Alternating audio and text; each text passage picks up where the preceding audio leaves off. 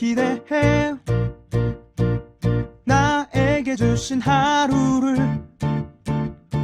때론 피곤하고 일어나기 싫고 널 깨우는 알람 소리에 짜증도 나겠지만 안녕하세요. 오늘도 푸른 말씀 임세휘 목사입니다. 반갑습니다.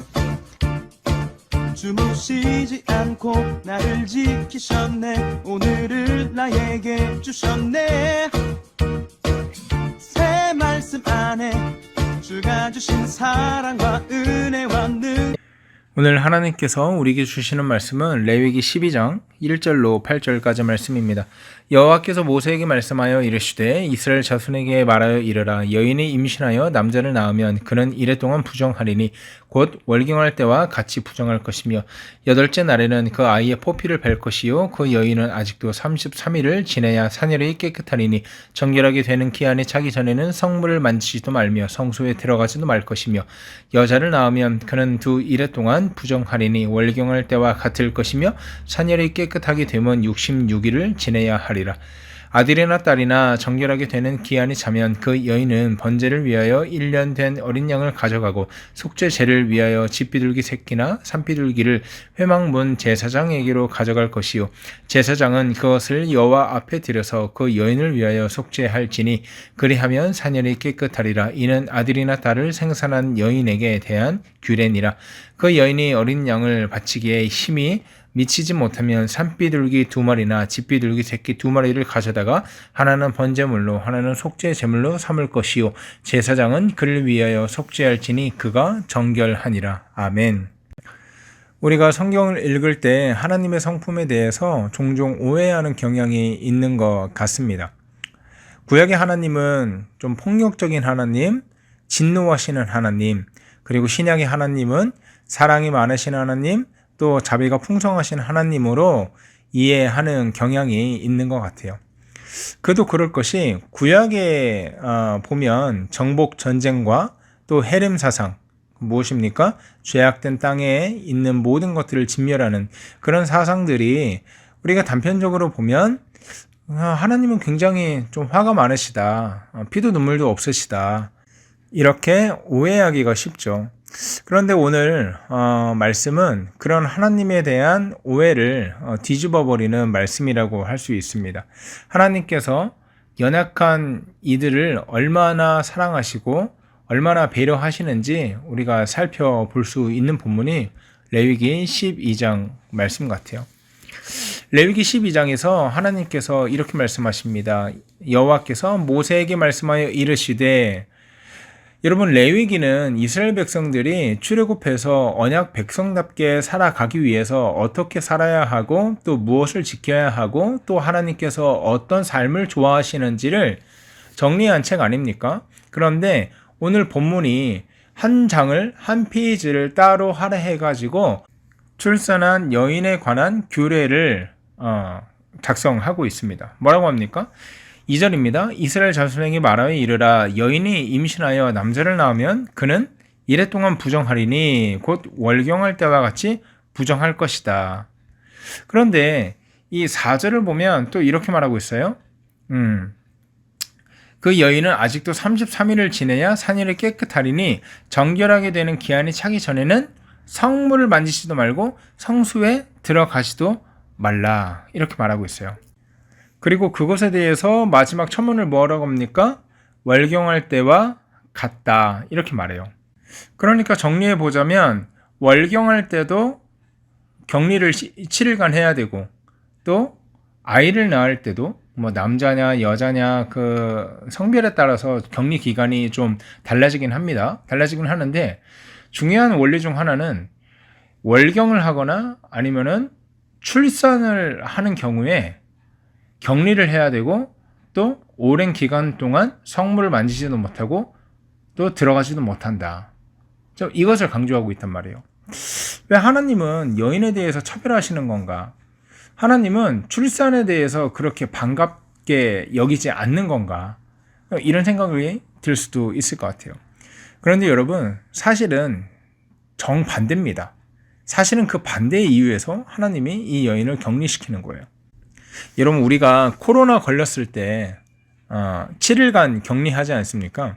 7일간 격리하면서 물론 이제 어린 아이들을 양육해야 하는 어머니 아버지 입장에서는 참 고됐지만 7일간 격리하면서 회사도 안 가고 집 안에서 꼼짝달싹 하지 않으면서 오랜만에 잠도 실컷 잤고 오랜만에 푹 쉬는 계기가 되었다. 그렇게 얘기하시는 분들 굉장히 많거든요. 그러니까 이 격리 기간은요, 하나님께서 출산한 여인의 몸을 회복할 수 있는 시간을 허락하시는 거예요. 왜냐면은 여러분 그 당시 고대 사회는요, 지금보다 지금은 가부장 사회도 아니죠. 그게 많이 깨어져 가고 있는데 우리 옛날에 이제 우리 아버지 세대만 해도 굉장히 가부장적인 세대 아니었습니까? 그래서 아이 출산하고 바로 밥 매러 갔다는 우리 할머니 세대들의 이제 말이 종종 심심찮게 들렸는데 이 율법이 기록될 당시에 그 고대 사회는요, 그것보다 더한 굉장히 엄격한 가부장적인 사회였어요. 그러니까 여성이 일을 안 하고 쉴 수 있는 시간이 도저히 없었기 때문에 하나님께서 법적으로 율법으로 쉴 수 있는 시간을 보장해 준 거예요. 그러니까 만일에 이 쉴 수 있는 시간을 보장해 놓지 않았다면 하나님이 산모를 배려하는 규정을 한 페이지를 따로 할애해서 넣지 않았다면 아마 산모들은요, 출산을 하고 바로 노동에 참석하거나 아니면은 강도 높은 노동에 시달리다가 아마 죽는 일도 번번하게 일어났을 것입니다. 그러니까 하나님의 마음이 뭐예요? 하나님의 마음은요, 그저 이스라엘 백성들을 구원하시고 이거를 거룩한 백성으로 끌고 가겠다, 그냥 그것만 있는 게 아니라, 그것만 목적으로 하는 것이 아니라 사람 한 사람 한 사람, 또 출산한 산모까지 몸과 마음이 얼마나 지치겠어요? 그것을 아시는 하나님께서 연약한 산모에게 쉼의 시간을 주시는 거예요. 여러분, 하나님께서 얼마나 섬세하게 자신의 택한 백성들을 보호하고 계시는지 몰라요. 충분한 시간을 쉴 수 있게 하심으로써 몸과 마음이 건강하게 회복될 수 있도록 공식적인 휴식기를 주신 거예요. 세종대왕이 출산한 이 노비인데도 불구하고 이 출산한 노비에게 출산 휴가를 주었고, 굉장히 파격적인 거 아닙니까? 그리고 그의 남편에게 육아 휴직을 쓸 수 있는 기간을 주었다. 그 당시로는 굉장히 혁명적인 사건이거든요. 그러니까 세종대왕이 오늘날 성군으로 인정받을 수 있는 이유 중에 하나가 그 당시에 가장 천대받고 가장 소외받던 작은 사람 한 사람까지 다 염려하고 다 배려하는 그 정책들을 폈기 때문 아니겠습니까? 마찬가지로 하나님께서도요, 자신의 택한 백성을 그냥 통째로 보지 않으시고 한 사람 한 사람 배려하시고 또 그들을 위해서 일하시고 움직이시더라. 오늘 그것을 우리가 말씀을 통해서 살펴볼 수 있다는 거죠. 자, 격리가 끝나면 산모는 제사를 드려야 했습니다. 그런데 8절을 보니까 원래는 어린 양을 바쳐야 됐는데 8절에 그 여인이 어린 양을 바치기에 힘이 미치지 못하면, 그러니까 이제 부자가 있을 수도 있고 또 가난한 사람이 있을 수도 있잖아요. 힘이 미치지 못하면 산비둘기 2마리나 집비둘기 새끼 2마리를 가져다가 제사를 드려라, 이렇게 말하고 있어요. 그리고 마지막에 제사장은 그를 위하여 속죄할지니 그가 정결하리라. 그러니까 이런 거죠. 능력이 없어서 제물을 좋은 거를 드릴 형편이 안 돼가지고 발을 동동 구르는 사람들을 위해서 그것까지 세밀하게 하나님께서 배려해 주셨다는 거예요. 산비둘기나 집비둘기 새끼 가지고도, 그 작은 것 가지고도 제물을 드리고 제사를 드리면 황소를 드리고 염소를 드린 것과 똑같이 하나님께서 그 예배를 받으시겠다. 오늘 이 얘기를 하고 있는 거죠. 또 그리고 뭐라고 합니까? 마지막에 제사장에게 뭐라고 합니까? 제사장은 그를 위하여 속죄할지니 그가 정결할 것이다. 그러니까 제사장이 보고선 정치적인 이유로 혹은 자기가 착복하려고 이거 가지고 오면 안 됩니다, 더 큰 거 가져오세요, 말할 명분이 사라지는 거예요. 그러니까 하나님이 이렇게 약자와 산모를 배려하셨다. 이거는요, 오늘날 사는 우리들에게도 동일하게 적용될 수 있는 하나님의 성품입니다. 하나님은요, 지극히 작은 나를 외면하지 않으시고 세상에 볼품없이 인정받지 못하고 어떻게 살아가야 될지 흔들리는 나를 받아주시고 나를 품어주신다. 내 세밀한 음성, 내 작은 신음에도 하나님께서 귀 기울이시고 그것에 공감하시고 함께 아파하시고 인도해 가신다. 오늘 그 하나님의 성품을 레위기 12장은 우리에게 가르쳐주고 있는 것입니다.